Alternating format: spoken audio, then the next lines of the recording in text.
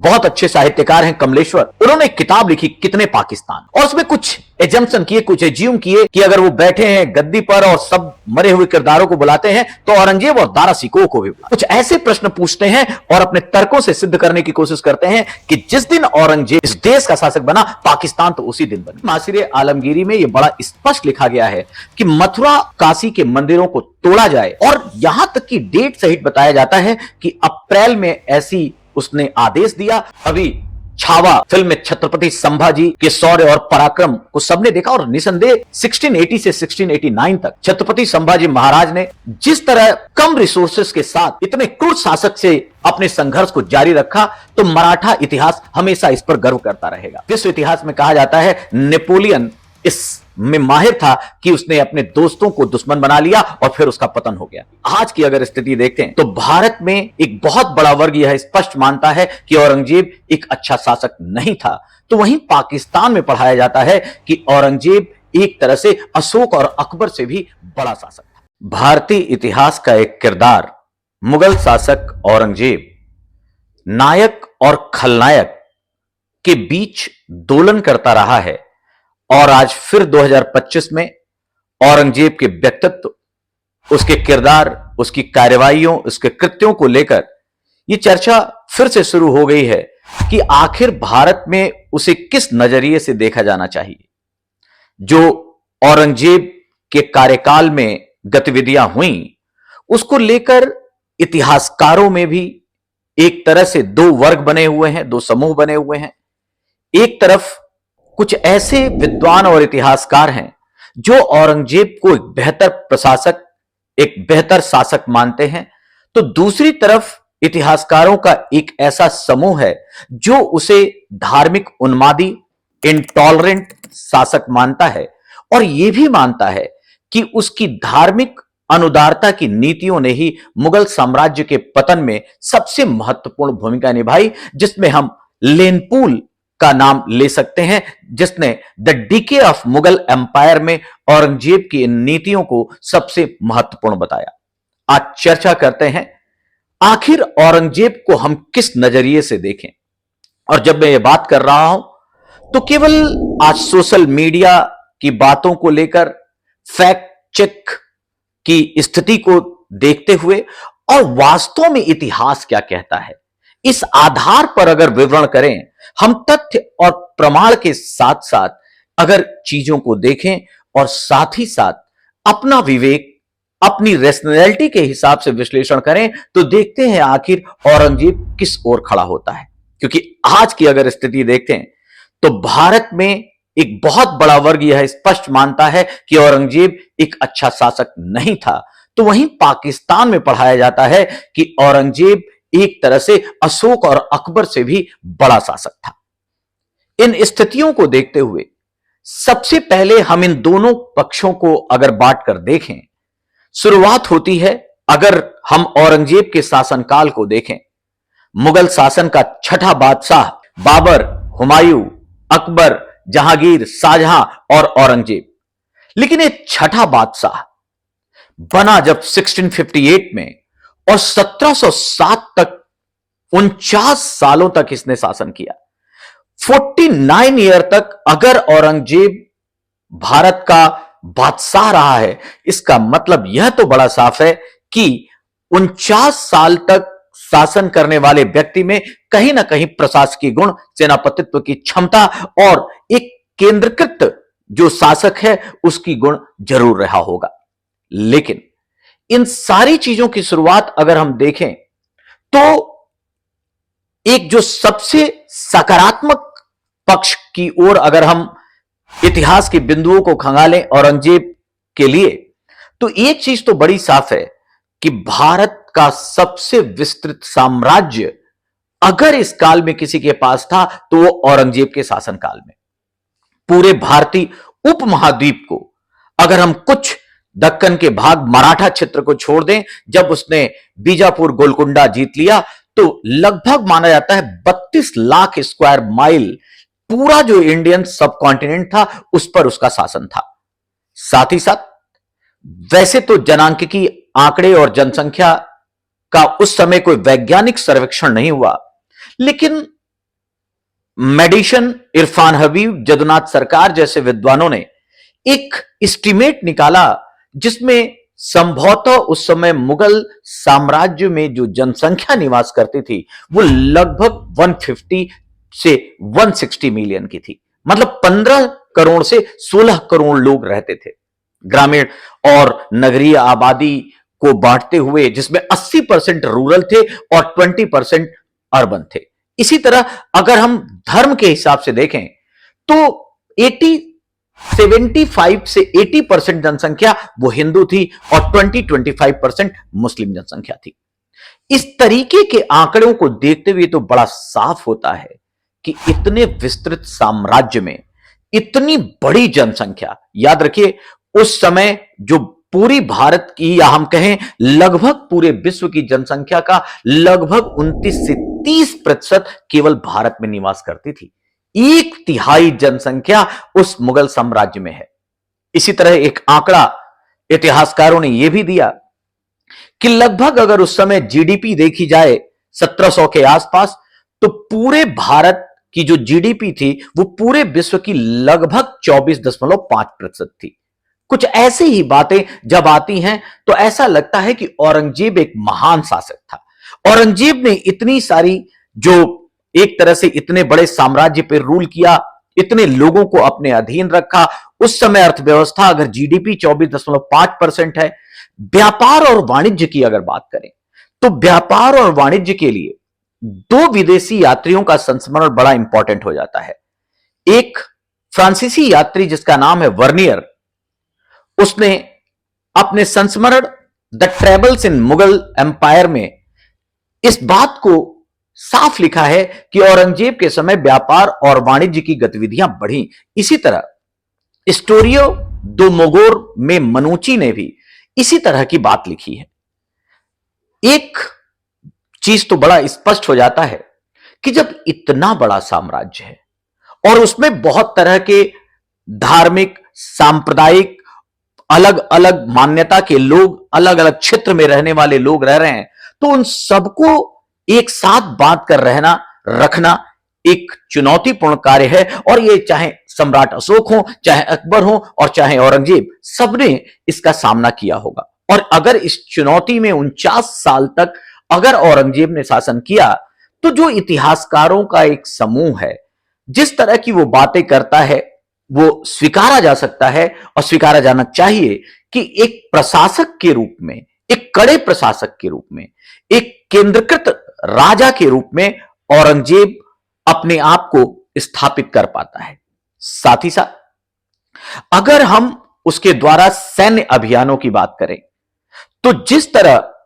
जब शाहजहां के शासनकाल में उसे दक्कन का सूबेदार बनाया गया, गुजरात का बनाया गया, कांधार विजय के लिए उसे मुल्तान का सूबेदार बनाया गया,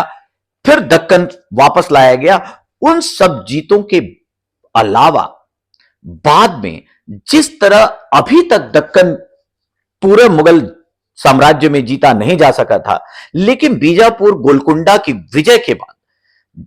उसने एक अपने साम्राज्य को विस्तृत करके अपने सेनापतित्व के गुण को भी, क्योंकि वह युद्ध कई अभियानों का संचालन स्वयं किया करता था, तो उसके सेनापतित्व की बात भी आती है। तो इन आंकड़े बड़े साफ कहते हैं कि एक प्रशासक के रूप में, एक सेनापति के रूप में, एक कड़े शासक के रूप में उसकी कुछ ऐसी बातें जरूर हैं जो एक राजा के रूप में उसे स्थापित करती हैं। अगर दूसरा पक्ष देखा जाए, अगर औरंगजेब की हम कुछ नीतियों का एग्जाम्पल लें जिसके कारण उसका एक ग्रे शेड दिखना शुरू होता है, तो सबसे पहले उसने जो भारत की परंपराएं थी, जो हमारा सामाजिक ताना बाना था, उसको तोड़ने का काम किया। शुरुआत उसने झरोखा दर्शन, तुलादान परंपरा, हिंदू त्योहारों को मनाने पर प्रतिबंध लगाकर किया, नौरोज को मनाने पर रोक दिया, और जो सिक्के होते थे उस पे कलमा जो लिखा जाता था, उसको लगता था कि इससे इस्लाम या उसकी एक तरह से शर्मसार होता है वो कलमा, इसलिए इन सिक्कों पर ना लिखा जाए। इस तरह के प्रतिबंधों से शुरुआत करता है। बाद में वह इंडियन पिलग्रिम्स पे, हिंदू तीर्थयात्रियों पर तीर्थयात्रा कर लगाता है। धीरे धीरे अगर हम देखें तो वो एक काम और करता है कि हिंदू त्योहारों होली और दिवाली मनाने पर पाबंदी लगा देता है। साथ ही साथ जजिया जैसा कर लगाता है। आप सब जानते होंगे कि जो शरीयत के हिसाब से, शरिया के हिसाब से शासन होता है, जिसे इस्लामिक कानून कहते हैं, उसमें जो गैर मुस्लिम जनता है उसे जिम्मी कहा जाता है। जिम्मी वह जनता है जो इस्लामिक नहीं है, संरक्षित है, और वह उसके संरक्षण के लिए वह एक कर देती है, जिंदा रहने के लिए एक तरह से वह कर देती है उस शासक को। और जजिया बट ऑब्वियस है गैर मुस्लिम लोगों से लिया जाता था, बट ऑब्वियस है हिंदू जनता से लिया जाता था। जजिया एक तरफ अगर उसकी आय का परसेंटेज, उसका आर्थिक बोझ चाहे जितना हो, लेकिन एक प्रतीकात्मक महत्व जरूर रखता है कि किस तरह इसने हिंदुओं को उस देश में, उस साम्राज्य में सेकेंडरी साबित किया कि यह इस्लामिक शासन है और आप अपने संरक्षण के लिए एक निश्चित कर दे। क्योंकि आंकड़े यह भी कहते हैं कि शायद केवल राजकोष का 2%, 1 से 2% जजिया का हिस्सा होता था। इसके अलावा जब हम उसकी धार्मिक उन्मादता की बातों को देखते हैं तो सबसे इंपॉर्टेंट प्रश्न आता है, और जो सबसे ज्यादा चर्चा होती है वो होती है हिंदू मंदिरों को तोड़े जाने की। इस पक्ष में भी वैसे इतिहासकार बटे हुए हैं। हम विश्लेषण, जैसा मैंने कहा, बाद में करेंगे दोनों पक्षों में कहां खड़ा है। लेकिन जैसा कि साकी मुस्तईद खान की एक किताब है मासिरे आलमगीरी, जो 1710 में पूरी की गई, और ये जो मासिरे आलमगीरी लिखी गई, ऑब्वियसली 1707 में औरंगजेब का इंतकाल होता है, 1710 में इसका संकलन पूरा होता है। इसका मतलब औरंगजेब की मृत्यु के बाद लिखी गई। इसमें काफी आलोचनात्मक विवरण है औरंगजेब का। तो पहले हमें यह देखना चाहिए क्या यह आलोचना केवल आलोचना के लिए की गई है। तो हमें यह पता होना चाहिए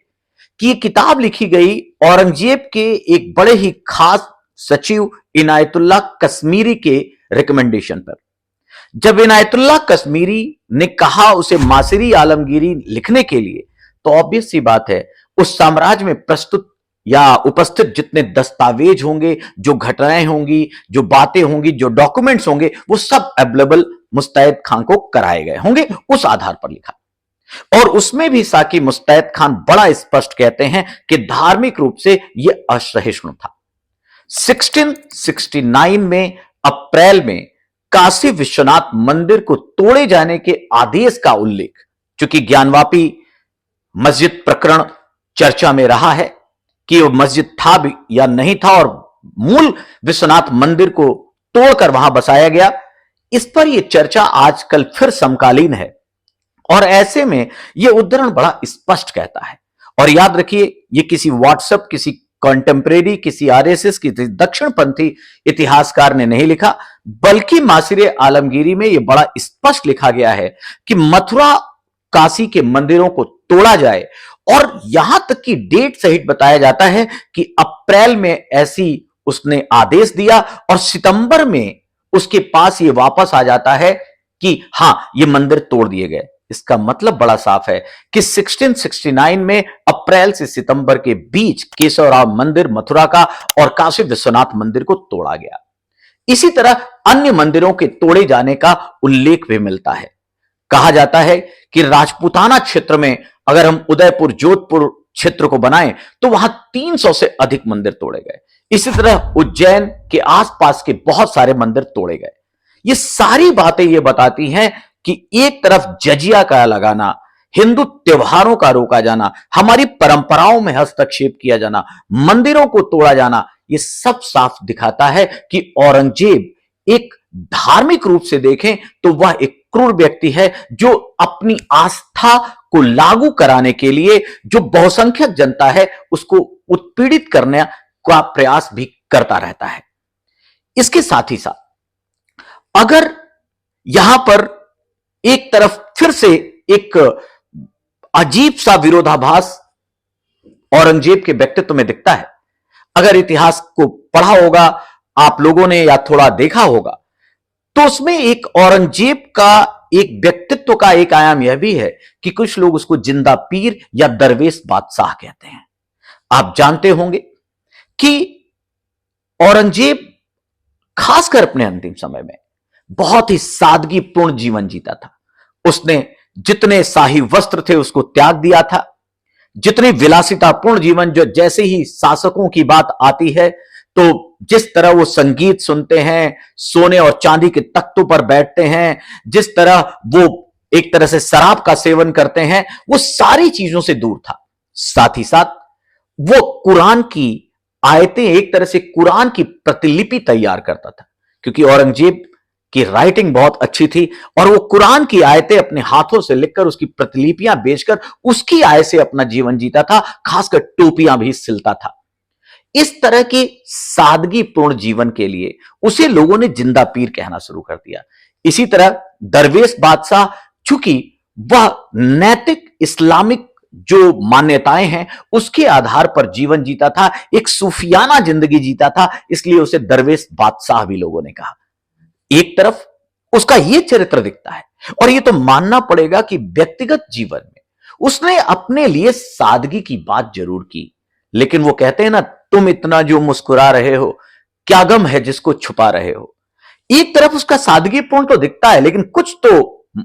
गड़बड़ी थी और वो गड़बड़ी शुरू होती है उसकी क्रूरता से। अगर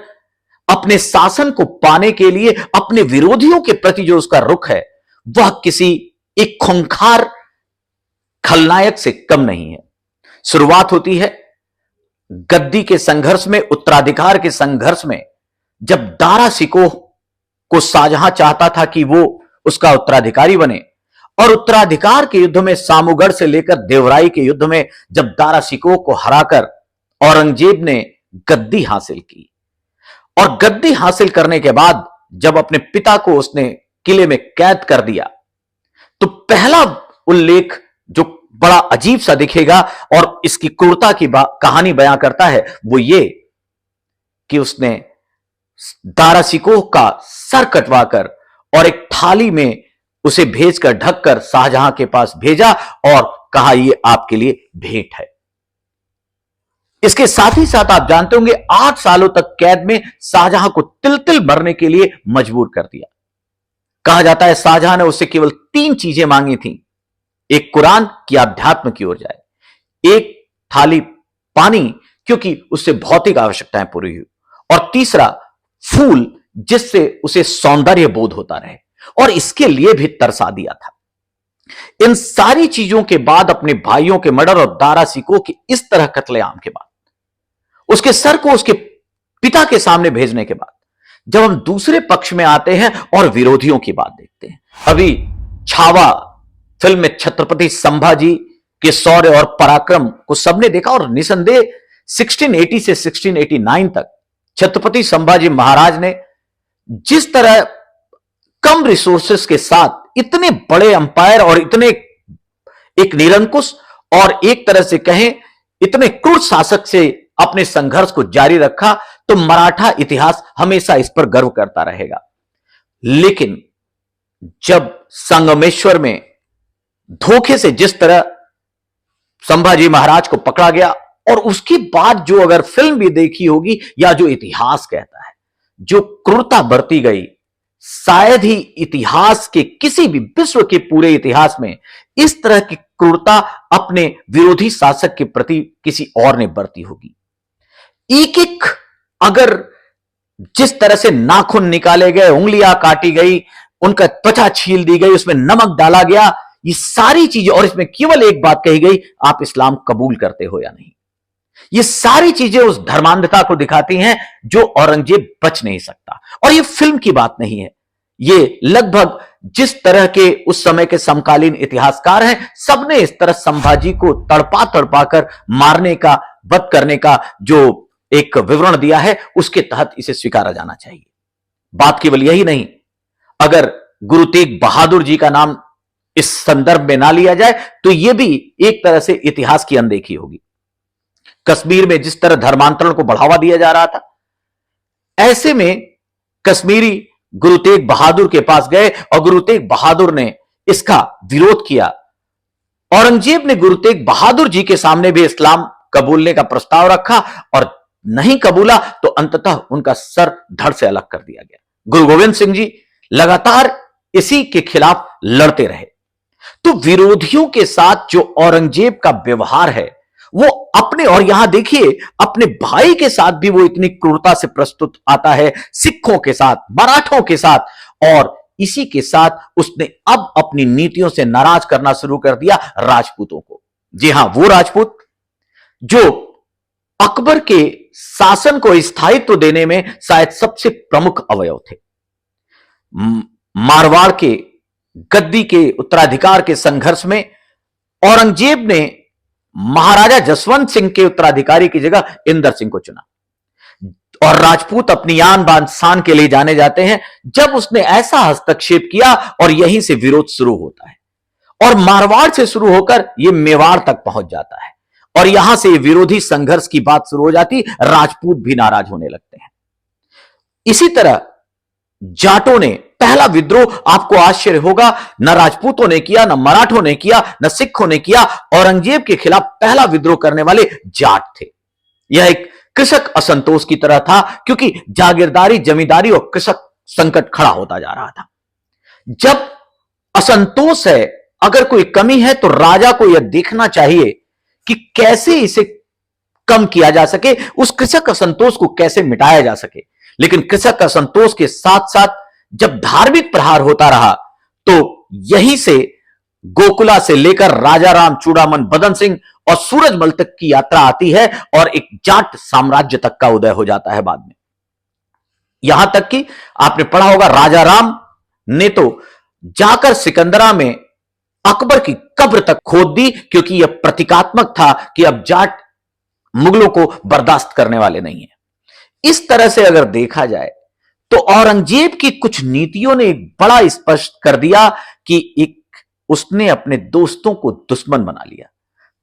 विश्व इतिहास में कहा जाता है नेपोलियन इसमें माहिर था कि उसने अपने दोस्तों को दुश्मन बना लिया और फिर उसका पतन हो गया। कहीं ना कहीं औरंगजेब के साथ भी ऐसा ही दिखता है कि उसने राजपूतों जैसे दोस्तों को खो दिया और अपना दुश्मन बना लिया। यही बात केवल साम्राज्य के विजेता के रूप में नहीं, बात केवल मंदिरों को तोड़े जाने, हिंदू परंपराओं में बाधा डालने की नहीं है, जिम्मी की तरह हमें संरक्षित जनता दिखाने की नहीं है। बहुत सारे उसके कृत्य बड़े स्पष्ट हैं जो ये बताते हैं कि जो भारतीयता है, जिसलिए जब हम इंडो इस्लामिक शैली की बात करते हैं, गंगा जमुनी तहजीब की बात करते हैं, उससे एकदम इतर, उससे एकदम अलग औरंगजेब के इस व्यवहार ने यह तय कर दिया, और लेनपुल यहां बड़ा साफ लिखता है कि यही the decay of Mughal umpire Aurangzeb की इन्हीं नीतियों के कारण हुआ। इन सारी बातों के अलावा जब हम इस विश्लेषण को इतिहासकारों के पक्ष से लेते हैं, एक पक्ष जो औरंगजेब के समर्थन में खड़ा होता है, जिसमें अभी 2017 में एक पुस्तक लिखी गई जिसे आंद्रे ट्रुस्को ने लिखी। ये अमेरिकी इतिहासकार है, ये लेखिका, वो इस किताब का नाम देती है Aurangzeb the man and the myth. और Aurangzeb the man and the myth में ट्रुस्को ये बताना चाहती हैं कि जो आज का भारत है, 2017 के आसपास भारत में थोड़ा धार्मिक प्रवृत्तियां, एक तरह से दक्षिणपंथीता अधिक बढ़ी है। याद कीजिए वो समय था जब दिल्ली में कनॉट प्लेस के आसपास जो औरंगजेब रोड था उसे मिटाकर, उसका नाम हटाकर एपीजे कलाम साहब के नाम पर उसे रखे जाने की बात थी। उन बातों को लेकर ट्रुस्को ने कोशिश की है बताने की, और उनका यह कहना है कि उन्होंने बहुत सारे उस समय के किताबों का, ग्रंथों का अध्ययन किया, बहुत सारे मुगलिया, फारसी और अरबी दस्तावेज देखे, और उसके बाद लिखा, और उसमें यह बताना का प्रयास करती हैं, स्थापित करने का प्रयास करती हैं कि एक तरह से औरंगजेब को बदनाम किया गया। औरंगजेब, इनका मानना है कि औरंगजेब धर्मांध नहीं था, उसने अपनी व्यवहारिक तरीके से जो उस समय की आवश्यकताएं थी जो इतने बड़े साम्राज्य को सुरक्षित रख सकती थी, उस तरह से निर्णय लिया और धर्म का इस्तेमाल भी किया तो उसने राजनीति के लिए किया। उसने धर्म के लिए राजनीति नहीं की, उसने राजनीति के लिए धर्म का इस्तेमाल किया। ऐसी कई बातें हैं। हम एम अतहर अली को देखें, the nobles in Mughal empire में, वो भी बड़ा साफ लिखते हैं और वो तो यहां तक आंकड़ा देते हैं कि अगर हिंदुओं से नाराजगी है तो यह आंकड़ा बड़ा स्पष्ट, और सारे लोग ये बताते हैं बड़े उसमें, कि जो हिंदू प्रशासनिक अधिकारी थे मनसबदार से लेकर उच्च प्रशासनिक पदों पर, वो शाहजहां के काल में 24% थे, लेकिन औरंगजेब के काल में आते आते वो 33% हो गए। और इस बात पर कहते हैं कि अगर हिंदुओं से नाराजगी होती तो ऐसे उच्च प्रशासक पदों पर उन्हें क्यों बैठाया जाता। महाराजा जसवंत सिंह या मिर्जा राजा जय सिंह जैसे हिंदू शासकों को आखिर सेनापतित्व कैसे सौंपा जाता। तो ये एक पक्ष है। इसी परंपरा में कुछ और भी इतिहासकार आते हैं जो टुस्को या अतहर अली की परंपरा को आगे बढ़ाते हैं और औरंगजेब को एक बेहतर शासक साबित करने की बात करते हैं, उसे एक तरह से यह बताने का प्रयास करते हैं। इसमें वामपंथी इतिहासकार भी विशिष्ट हैं जो बताने का प्रयास करते हैं कि औरंगजेब ने उतना जो काम किया, 49 साल तक जो शासन किया, लेकिन कुछ उसकी गलत नीतियों के कारण वो बदनाम हो गया। और एक आईएएस में प्रश्न भी आता है आंसर लिखने के लिए कि औरंगजेब एक बदनाम शासक था। इसका मतलब यही है कि वो अच्छा था, उसने बहुत सारी बातें की, लेकिन कुछ बातों ने उसके सारे जो उज्जवल कार्य थे उसको मलिन कर दिया, अर्थात वो गलत नहीं था, उसे बदनाम कर दिया गया। इस तरह की लिखने की परंपरा रही है। बात केवल इतनी ही नहीं, कुछ और भी इतिहासकार हैं जिसमें अभी अगर हम कॉन्टेम्परेरीज में देखें तो किंग्स कॉलेज की एक इतिहासकार कैथरीन, वो भी औरंगजेब को एक व्यवहारिक और बेहतरीन शासक साबित करने की बात करती हैं। और आजादी के बाद औरंगजेब के व्यक्तित्व के विश्लेषण के लिए दो व्यक्तित्वों का नाम लिया जाना जरूरी है। एक है नागेंद्र नाथ बनर्जी और दूसरे और भी प्रतिष्ठित शिक्षाविद हैं जिनका नाम है डॉक्टर विश्वंभर नाथ पांडे। डॉक्टर विश्वंभर नाथ पांडे और नागेंद्र नाथ बनर्जी ने अपने बहुत सारे आकलन, अपने अध्ययन और बहुत सारे स्रोतों की समीक्षा के बाद यह स्थापित करने की कोशिश की कि औरंगजेब उतना खराब व्यक्तित्व नहीं था, वह खलनायक नहीं था। उसके बारे में कुछ बातों को बढ़ा चढ़ाकर बताया गया है और इसी के कारण अगर हम उसे, आप कहें कि उसे अगर हम मंदिरों का ध्वंसक कहें, अगर हम उसे हिंदुओं के प्रति अत्याचारी बताएं, तो इन सारी चीजों को बचाने का प्रयास किया है इन दोनों विद्वानों ने। और उनका कहना है कि औरंगजेब का जो कैरेक्टर है वो इतना गिरे नहीं था जितना कि बताने का प्रयास किया जाता है। लेकिन दूसरी तरफ अगर हम कुछ अन्य लेखकों को देखें, जिसमें खासकर मासिरे आलमगीरी का जो फारसी वर्जन का अंग्रेजी में अनुवाद किया द हिस्ट्री ऑफ औरंगजेब नाम से जदुनाथ सरकार ने, जदुनाथ सरकार एक जिस तरह से मासिरे आलमगीरी की पूरी समीक्षा करने के बाद इस बात को लिखते हैं कि ठीक है, प्रशासकीय और बाकी संदर्भों में औरंगजेब जिस तरह का व्यक्तित्व था, लेकिन धार्मिक रूप से उन्होंने भी माना कि वो बहुत ही असहिष्णु था और उसकी क्रूर नीतियों के कारण उसका एक तरह से जो साम्राज्य था वो उसमें दरारें पड़ने लगी और उसके बाद उसका मुगल साम्राज्य विखंडित होने लगा। इसी तरह केवल बात इनकी ही नहीं, बल्कि एक औरंगजेब के समय एक हिंदू सैनिक था भीमसेन सक्सेना, जिन्होंने एक किताब लिखी है तारीख दिलकुशा,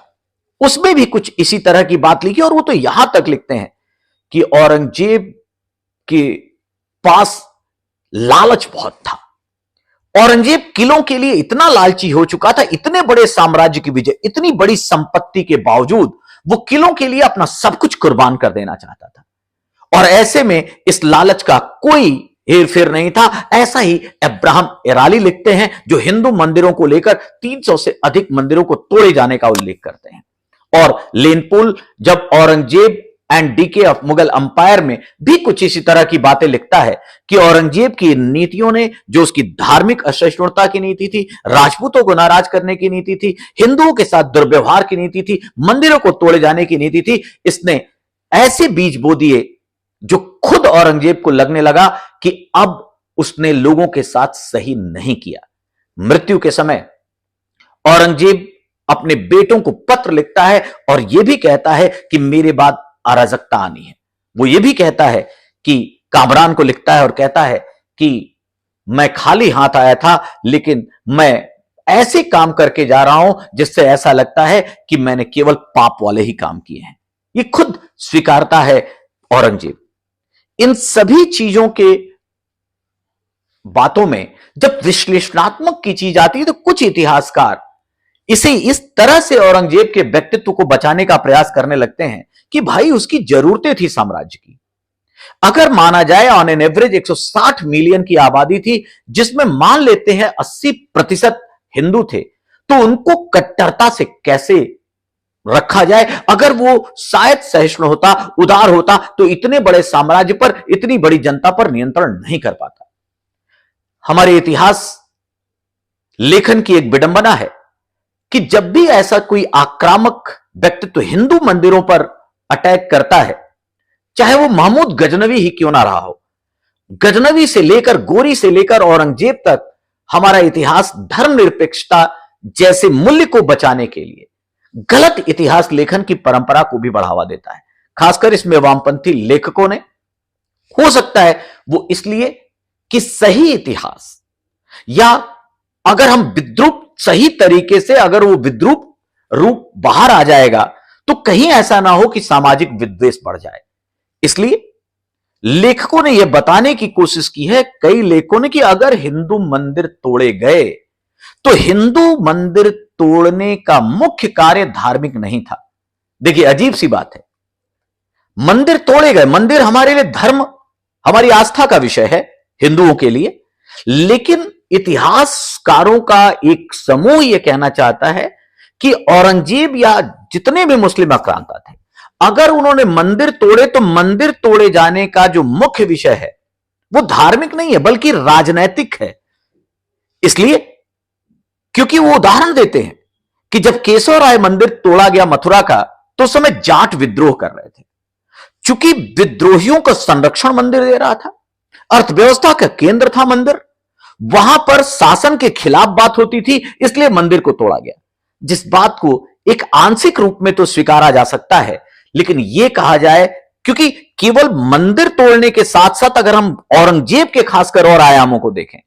जब वो जिम्मी की बात करता है, जब वो जजिया लगाता है, जब वो तीर्थयात्री कर लगाता है, होली दिवाली मनाने से पाबंदी लगाता है, सार्वजनिक समारोहों में हिंदू परंपरा की जगह उसने तो एक अधिकारी की नियुक्ति की जिसका नाम था मुहतसिब। यह मुहतसिब वो था, एक ऐसा अधिकारी जो धार्मिक नैतिकता का पालन करवाता था। वो देखता था कि शरीयत के अनुसार काम चल रहा है, कार्य हो रहा है कि नहीं। और ये सारी बातें औरंगजेब के उस ग्रे कैरेक्टर, उस ग्रे डायमेंशन को नहीं बचा सकती, जो ये इतिहासकार लिखने का प्रयास करते हैं कि मंदिरों का तोड़ा जाना केवल राजनैतिक था। रिचर्ड ईटन नामक प्रसिद्ध इतिहासकार औरंगजेब को बचाने का प्रयास करते हैं और वो कहते हैं कि औरंगजेब के समय मंदिरों का तोड़ा जाना एक रेयरेस्ट एग्जाम्पल है। और उन्होंने तो यहां तक कहा कि केवल 15 मंदिर तोड़े गए। और ये वही इतिहासकारों के समूह को रिप्रेजेंट करते हैं जो बताना चाहते हैं कि इतिहास में औरंगजेब द्वारा जो तोड़े गए मंदिर हैं उसका कारण केवल राजनीतिक था, धार्मिक पक्ष से नहीं देखा जाना चाहिए। अजीब सी बात है, धर्म की बातों को धर्म से मत देखिए, राजनीति की बातों को राजनीति से मत देखिए, तो ये बातें अपने आप में हास्यास्पद हो जाती हैं। क्योंकि जब यही बात किसी अन्य राजा पे होगी, अगर हिंदू शासक पे होगी, तो वो कहेंगे इसका पक्ष धार्मिक था। लेकिन अगर बचाने के प्रयास में कहा जा रहा है कि इसका कारण राजनैतिक था, और इसी तरह से वह इसे बहुत सारे ऐसे आयाम देने का प्रयास करते हैं कि विरोध को हटाने के लिए जब विजेता के रूप में आगे बढ़ता है औरंगजेब, तब ऐसे मंदिरों को ध्वंस करता है, अदरवाइज वह मंदिरों को ध्वस्त नहीं करता। और उसने कम समय में कुछ ही मंदिरों को ध्वस्त किया। यहां तक कहा गया, कैथरीन जैसी इतिहासकारा तो यह बताने का प्रयास करती हैं कि जितने मंदिर तोड़े नहीं औरंगजेब ने, उससे ज्यादा शायद मंदिर बनवाने या उसे पुराने मंदिर को संरक्षण देने का काम किया। यहां तक कि वो उल्लेख करते हैं कि उज्जैन के आसपास बहुत से मंदिर, बनारस में जंगमबाड़ी पीठ, ऐसे कई उदाहरण हैं जो बताने का प्रयास करता है कि औरंग ने संभवतः इसे संरक्षण दिया। फिर से, और ये बात मैं कह रहा हूं, ये हमारे इतिहासकारों के एक समूह ने केवल औरंगजेब के लिए नहीं लिखा, गजनी जैसे लुटेरे के लिए भी लिखा। ये क्यों बचाने का प्रयास किया जा रहा है? इतिहास का अर्थ ही है इतिहास, मतलब ऐसा निश्चित ही हुआ। तो यदि हम अशोक के बारे में पढ़ते वक्त बोलते हैं कि उसने 99 भाइयों को मारा, अगर हम यहां तक कि गांधी को पढ़ते वक्त भी हम उनकी बुराइयों को जानते हैं, उनकी कमियों को जानते हैं, तो फिर औरंगजेब और अकबर के जो समय गलत कार्य हुए उसको क्यों ना सही तरीके से बताया जाए? इसमें कोई शक नहीं है कि राजनीतिक रूप में जब एक शासक के रूप में, इतने बड़े साम्राज्य के रूप में औरंगजेब एक बादशाह के रूप में भरता है, तो साथ ही साथ उसको यह स्वीकारना होगा कि उसकी इस नीतियों ने, धर्म एक व्यक्तिगत आस्था का विषय है, यह तो स्वीकारना होगा कि वह अपनी व्यक्तिगत निष्ठा और एक सार्वजनिक शासक के रूप में जो गैप होना चाहिए उसे पाट नहीं सका। उसने अपने व्यक्तिगत विषय को सार्वजनिक विषय में लगाया और एक शासक के लिए यह सही नहीं माना जा सकता, और यह उसकी खामी थी। इसीलिए आप देखिए, अगर 1707 जब उसकी मृत्यु होती है, उसके बाद उसका जो कुनबा है वो एकदम बिखरने लगता है। 1707 से 1857 तक जो मुगल अंपायर चला, वो ऐसा चला कि लाल किले में भी उनकी नहीं सुनी जाती थी। ये इसके पीछे बहुत सारे अन्य बातें हैं। मुगल एम्पायर के डिक्लाइन में बहुत सारी ऐसी बातें हैं जिसमें जागीरदारी संकट है, आर्थिक संकट है, कृषक संकट है, विदेशी कंपनियों का प्रवेश है। लेकिन क्या हम ये इनकार कर सकते हैं कि जिस तरह से राजपूत, मराठा, जाट, सतनामी, सिख सब मुगलों के विरुद्ध उठ खड़े हुए, तो उसने कहीं ना कहीं मुगल साम्राज्य की दरारों को बड़ा कर दिया, और जब दरारें बड़ी हो गई तो वो बिल्डिंग चाहे जितनी आलीशान हो, उसको खंडहर बनना ही होता है। एक, जैसा कि मैंने कहा कि एक लेखक समूह ऐसा जरूर है जो जिंदा पीर, दरवेश बादशाह, या फिर अगर हम ये कहें कि औरंगजेब की नीतियों को कहता है, एक बादशाह, एक शासक के रूप में देखिए, एक इस रूप में देखिए कि इतने बड़े साम्राज्य पर नियंत्रण कैसे किया जाए। लेकिन इन सारे तथ्यों को, चाहे वो आंद्रे ट्रुस्को हो और चाहे वो अतहर अली हो, इन सारे लोग जिस तरह का भी विवरण दें, चाहे इरफान हबीब की बात करें, चाहे हम सतीश चंद्रा जैसे अपने वामपंथी इतिहासकार की बात करें, मध्यकालीन इतिहास में इनका एक बड़ा इंपॉर्टेंट नाम है, इन सारे लोगों ने एक तरफ औरंगजेब को, औरंगजेब के किरदार को उसकी धार्मिक उन्मादता से बचाने की कोशिश की है। ऐसे में आज जो समय की मांग है कि इतिहास को किस तरीके से पढ़ना चाहिए, और चूंकि इतिहास प्रमाणों की बात करता है, इतिहास कहानी नहीं है। इतिहास का एक और बड़ा अच्छा ऑब्जेक्टिव है the story with message, the story with lesson. केवल कहानी नहीं है इतिहास, इतिहास सबक देता है, एक संदेश देता है। और अगर संदेश देता है तो क्यों औरंगजेब नहीं होना चाहिए? औरंगजेब इसलिए नहीं होना चाहिए कि चाहे आपको इतना बड़ा साम्राज्य मिला हो, इतना बड़ा किरदार आपने निभाया हो, लेकिन अपनी गलतियों से और खासकर भारतीय परिस्थितियों में जिस बात को माना जाता है, जिस टॉलरेंस को माना जाता है, जिस समन्वयता को माना जाता है, जिस गंगा जमुनी तहजीब की बात की जाती है, अगर उसकी क्रूरता से हत्या की गई तो औरंगजेब के किरदार को यह स्वीकारना होगा। एक बहुत अच्छे साहित्यकार हैं कमलेश्वर, उन्होंने एक किताब लिखी कितने पाकिस्तान, और उसमें कुछ एजम्पशन किए, कुछ एज्यूम किए कि अगर वो बैठे हैं गद्दी पर और सब मरे हुए किरदारों को बुलाते हैं तो औरंगजेब और दारा सिकोह को भी बुलाते हैं। और उसमें कुछ ऐसे प्रश्न पूछते हैं और अपने तर्कों से सिद्ध करने की कोशिश करते हैं कि जिस दिन औरंगजेब इस देश का शासक बना, पाकिस्तान तो उसी दिन बन गया था। हमने दारा सिकोह को वो अहमियत नहीं दी। वो दारा सिकोह जो सिर्रे अकबर लिखता है, वो दारा सिकोह जो मजमुल बहरीन लिखता है और कहता है कि जैसे दो समुद्र मिलते हैं उस तरह दो सभ्यताएं मिलती हैं। दारा सिकोह के बारे में बहुत थोड़ा सा वर्णन हमें मिलता है, लेकिन इस देश में एडॉप्टेबिलिटी, उनके बारे में उसकी नॉलेज बहुत कम है, और उसकी जगह अगर स्वीकार्यता औरंगजेब जैसे शासक को मिलती है तो ये मान के चलिए कि ये हमारे लोगों की गड़बड़ी है, हमारे समझ की गड़बड़ी है। बीच में इसमें कोई शक नहीं है कि मुगलों के बाद जब ब्रिटिश शासक आए तो अंग्रेजों ने बड़ी चालाकी से डिवाइड एंड रूल का फार्मूला लागू किया, और इस डिवाइड एंड रूल फार्मूले में उन्होंने हिंदू मुस्लिम समाज में इतने मतभेद पैदा करने चाहे, इतिहास को गलत तरीके से इंटरप्रेट करके उसका विश्लेषण करके यह बताना चाहा, और उसमें ऐसा हो सकता है कि खासकर लॉर्ड कर्जन के समय की कुछ बातें जब ऐसा साफ दिखता है कि उसने जानबूझकर ऐसा इतिहास लेखन कराया कि मुगल शासन के बारे में हिंदुओं को कुछ भ्रांतियां फैलाई जाए, इसे इनकार नहीं किया जा सकता। लेकिन अगर हमें याद रखना होगा, अगर खुद औरंगजेब के शासनकाल के पहले 10 साल का इतिहास देखें, एक आलमगीर नामा नामक किताब लिखी गई जो मोहम्मद काजमी ने लिखी, वो एक तरह से ऑफिशियल दस्तावेज है, एक बड़ाई है, एक चाटुकारिता है, जिसमें औरंगजेब को बारे में केवल पॉजिटिव बातें लिखी गई। और ऑब्वियसली औरंगजेब के बारे में बुरा लिख कौन सकता था जब वो इतना क्रूर था। लेकिन 1710 उसकी मृत्यु के बाद जब संकलित होती है मासीरे आलमगीरी, उसमें जो आलोचनात्मक लिखा गया, हम उस बात को क्यों ना लेके चलें, और वो सारे दस्तावेजों के साथ लिखता है, तो फिर इस बात को प्रमाणिक क्यों ना माने। तो इसका मतलब साफ है कि अगर हम आलमगीर नामा की बात करेंगे, केवल चाटुकारिता की बात करेंगे, उसके पॉजिटिव एस्पेक्ट देखेंगे, तो हम उसकी आलोचना नहीं करेंगे। लेकिन अगर हम जो बहुत सारे अन्य दस्तावेज हैं, प्रमाण हैं, जिस तरह उसकी गतिविधियां रही, उन सबको लेकर अगर साथ चलें,